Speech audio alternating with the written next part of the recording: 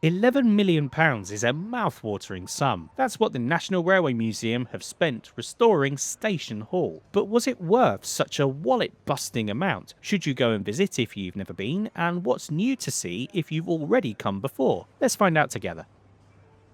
So here's the entrance to the hall, which is a few paces down from a new car park and just opposite the museum's miniature railway. As you enter and grab your tickets, you're immediately greeted by regal coaches and a ton of station relics from days gone by, all beautifully restored. Many of the items on display have been part of this hall for a long time, including this incredible painting from Terence Cuneo of a busy, bustling Waterloo station. It's absolutely magnificent and one of my favourite things here. There's a mixture of old and new signage as you make your way around, and there's lots of great stuff to see and admire before you even think about the locomotives and rolling stock that's stored here. And here's one of the best additions. This charming W.H. Smith's bookstall feels right at home in Station Hall. It was installed at Waterloo Station in 1922, then spent some time at Sheringham Station on the North Norfolk Railway. Today, the teak structure looks amazing and the museum have done a brilliant job on it. All of the station artifacts and posters and so on are great, but for me, the rolling stock is what I get excited by the most coming to the National Railway Museum. Long-term Station Hall resident locomotives like Gladstone look as pristine and as glorious as ever, all looking fantastic within this particular setting. Look at the LMS Crab here, for example, and how good and atmospheric it looks at the end of the terminus. The Royal Train themed displays look magnificent as always, and you could argue that the money spent on the hall to safeguard the future of this historic and irreplaceable part of the collection justifies the spend on its own. Speaking of the spend, let's talk about that £11 million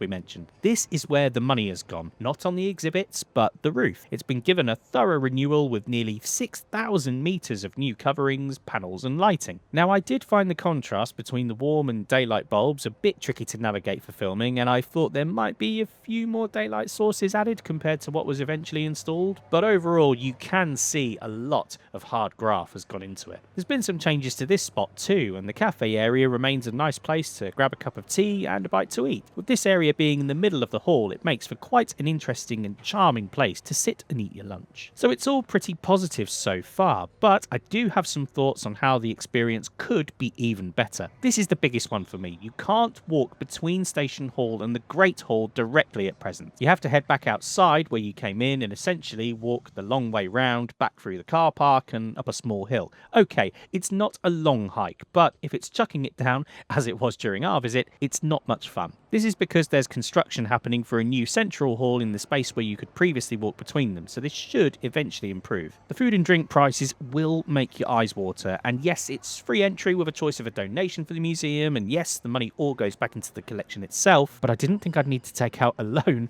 to afford a can of fizzy pop or a bottle of water. Also, apart from the signage and the previously mentioned bookstall, there weren't many new attractions, at least from my memory of my last visit. In fact, some seem to be out of commission altogether. No standard gauge train rides outside, for instance. These may not return, as some of the track bed has been blocked by a new pedestrian walkway. Even with the points I've just made, there's no doubt it's an absolutely grand collection, and it's great to see the site reopened. As part of the wider National Railway Museum combined with the Great Hall, it remains an excellent day out for both enthusiasts and the general public alike. Now, I love both halls at this museum, and it houses many of my all-time favourite engines, including Mallard, for example. There's another location away from York, though, which I think does a great job from a storytelling aspect that offers something a bit different. This is Steam, the museum of the Great Western Railway, and this video here gives you an in-depth tour and a review on whether that too is worth a visit. Spoiler, the answer is yes.